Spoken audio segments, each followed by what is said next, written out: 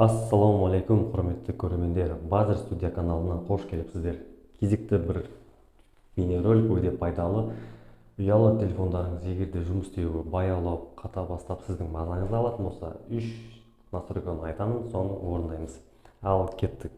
Ол үшін біз браузерге кіреміз. Ол Google Chrome деген браузер. Соның оң жақ жоғарыда бізде настройканың белгісі бар. Кейбір телефондарда кәдімгі 3 нүкте болады қарапайым. Соған басып, сол ас жағында настройка деген батырма бар. Соның ішіне кіріп, және де парақты соңына дейін жылжытамыз. Мұнда настройка сайтов деген бар. Және де парақшаны соңына дейін жылжытып, бұл жерде қараңыздар, виртуальная реальность. Соның ішіне кіреміз. Бізде виртуальная реальность қосылып тұр. Не деп жазған екен? Запрашивателя сайтов разрешение на использование устройства и данные виртуальной реальности. Бұл бізге керек емес мүлдем. Неге бұл автомат түрде қосылып тұрғанын мен түсінбедім. Өшіріп тастаймыз.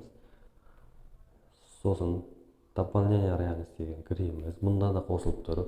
Запрашивателя сайтов разрешение на создание 3D карта места, в которым вы находитесь, и отслеживает положение камеры дейді. Бұл да біз керек емес. Бұны біз мүлде пайдаланбаймыз.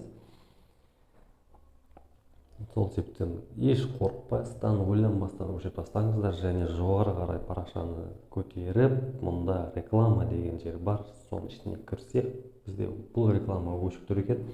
Оқып танысып көрейік.